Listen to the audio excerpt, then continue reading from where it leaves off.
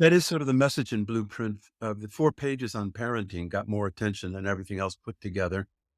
And we probably get into it, but, the basic message is parents don't have as much control as they think over their kids. And the implication of saying the most the this most systematic force making your children who they are isn't your parenting, it's your genes. And the implication of that, though, is exactly what you're saying. It means that we need to find out what kids like to do and what they do well. Increasingly, I think it's those appetites, what people like to do, that's every bit as important as, your ability, because the ability, it's a virtuous circle. If you like doing things, you get better at it. Okay, even if you're not the world's best at it, you get better. And in the end, that appetite is very important. So the trick for parents is to think about themselves as resource managers and giving their kids opportunities to find out what they like to do, in contrast to the idea that children are a blob of clay that parents mold to be what they want them to be. And there still are a lot of parents who think they're going to make their kid be what they want them to be. And that's a disaster. It's like if you get in a relationship with somebody, you say, well, they're all right, but I'm going to shape them up and make them what I want them to be. And you do things for them because you want to make them into what you want them to be. It's crazy. But that's what a lot of parents think their job is for kids. And it screws up their relationship. And, I just can't encourage young parents enough to get the genetic message. In, in the 10,000 books, literally on childbearing, you don't find one that talks about genetics. And I think the single most important message for parents is genetics. You got to realize genetics is important. And doesn't mean you don't do anything for your kids. It means that you do things for them because you love them and you want life to be nice to them. So you say, well, if you act like that to other people, people are going to dump on you. You've got to be nice.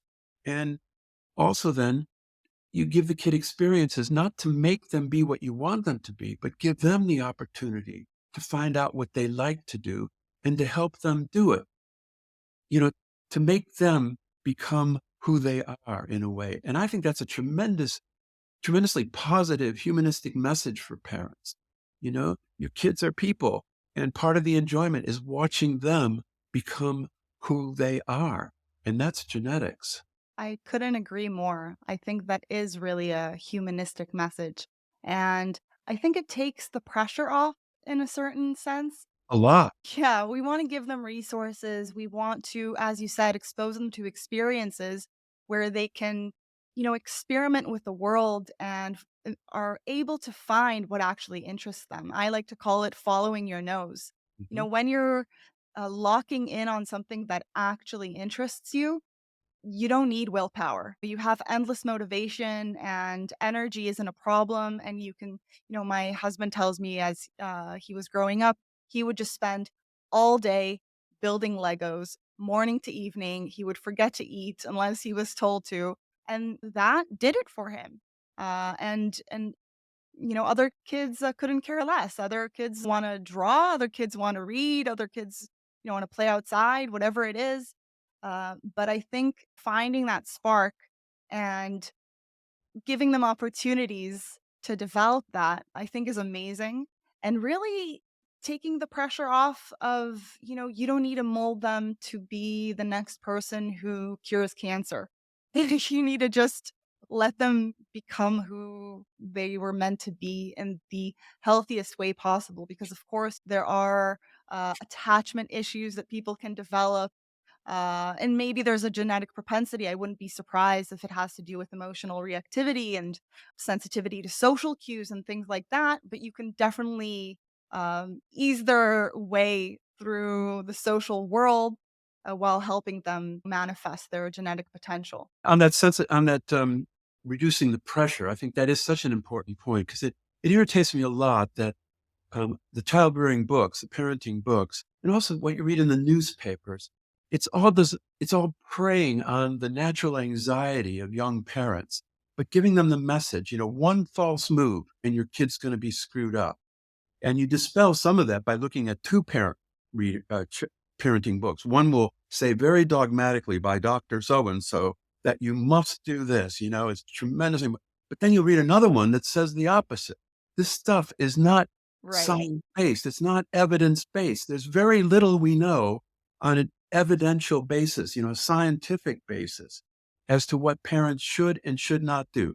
I mean, there's a book by this wonderful economist, Emily Duncan, I think it is, who a few years ago she was editor at uh, uh, uh, the economics news weekly thing. I forget what it's called. And when she became pregnant, she decided, she'd look into this stuff, and she was appalled by how bad the advice was.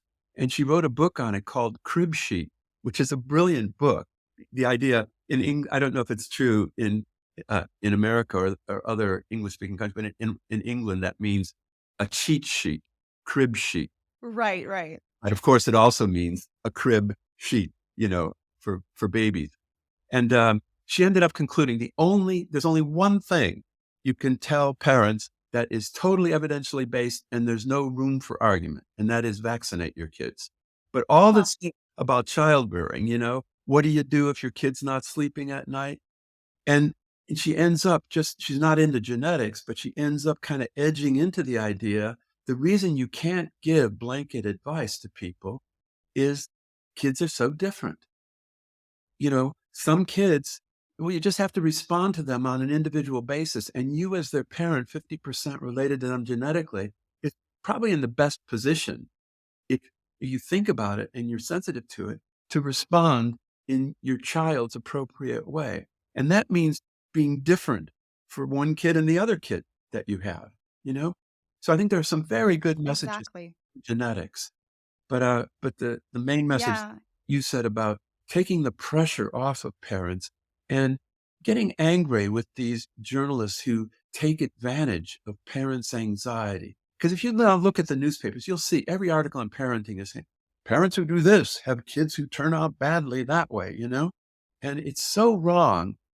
And you can just bet it's not true. One of the most famous child psychologists, Donald Winnicott, he coined the phrase "the good enough mother," and he was working off something that Freud had written, but the idea was that a child doesn't need a perfect mother; he needs a good enough mother that empathizes with the child's needs most of the time, not all of the time, to also help the child, gain independence and develop.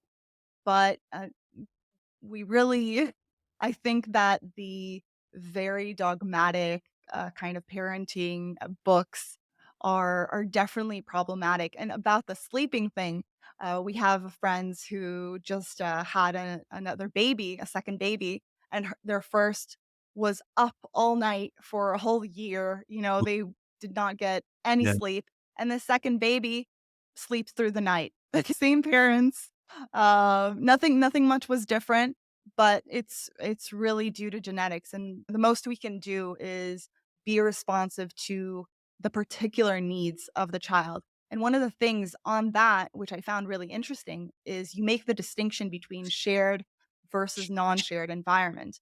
And this idea that part of our environmental influence is also to some extent genetically influenced because we select specific environments, we shape our environments, we elicit different responses from our parents, different attitudes. So tell us a little bit about what does shared versus non-shared environments mean? Well, I'm glad you brought that up. It's not the environment we always thought was important from Freud onwards. Basically, it's not nurture. It's not the fact of growing up in the same family. Whatever it is, it's making two kids growing up in the same family as different as kids raised in different families. And that is amazing. And so we call this mysterious influence that makes kids in a family different from one another non-shared environment. Shared environment is the nurture. It's the idea of, yeah, you're similar to your sibling because you grew up in the same family, went to the same schools, lived in the same neighborhoods. But no, those factors are not important. Genetics explains why family members are similar. The environment is responsible for why they're different. And you can think of things that make kids growing up in a family different. And for 30 years, we've been trying to find them. You can think of parents. Um, 98% of all developmental psychology studied one kid in a family because it was so assumed that, without even thinking about it, that the family is this monolithic unit. You've got the parents and there's the kids, and parents do their parenting thing, and that's the kid. But when you study more than one kid in the family, you find that even things like divorce are experienced very differently by kids in a family. So that could be important. And if you study families closely enough, you find that even parenting differs for two kids. You know, in in your cups, you'll find that most parents, a bit drunk, is in your cups is what we say in England, is Oh, um, you find that parents will admit one kid is just more cuddly, in a way, sort of more lovable than the other kid. Doesn't mean you don't love the other kid, but some kids just aren't as easy to love. I think, one of the interesting things here is a child who's more emotionally reactive, Hmm. is prone to crying fits, is going to elicit a very different reaction from a parent from a parent than a child who has a more happy-go-lucky attitude. So, as you said, these things really do elicit different parenting styles from the Yeah. same parents. Now, that gets into the next point you mentioned, which I call nature of nurture. That is, that genetics is involved in our environmental, the way we interact with the environment. So that I think you're absolutely right. To a large extent, parenting correlates with kids' outcomes, not because the parenting caused the outcome, but rather that parents are responding to genetic differences in their kids. And that's this issue of nature of nurture. But just to finish off on the non-shared environment thing, despite the reasonableness of looking at parenting differences between kids as a source of non-shared environment or anything else, you can study anything. Peers, friends that they have, differ between siblings. But you've then got to say, to what extent do they make a difference in kids' developmental outcomes? And the answer there is not very much. But then you need the last step, which is this nature of nurture thing. It could be that parenting differences correlate with kids' differences in their outcomes, not because of environmental causation, but because of genetic mediation in two ways. One is that parents and children are 50% similar genetically. So, right off the bat, you ought to think about the possibility that genetics is involved in correlations between parenting and kids' outcomes. But secondly, and I think increasingly, I think this is more important even, that good parents are responding to differences in their kids. And that's as it should be, really. And increasing that'll happen as parents recognize that their kids are genetically different. So that's the topic of nature of nurture. And it started in the 1980s when I accidentally included an environmental measure, a parenting measure. We went in the homes of these infant kids and observed the parents, and it was part of an adoption study. And I accidentally put it into what we call a genetic model fitting design, where we put data together for kids and parents, adoptive and non-adoptive parents. And this measure of parenting, a very good observational measure and interview measure, ended up showing substantial, significant heritability. You think, whoa, an environmental measure, how can that show genetic influence? But, now flashing forward 30 years, we know that most of the environmental measures, so-called environmental measures used in psychology, show genetic influence. And I hope by now listeners will understand why that could be.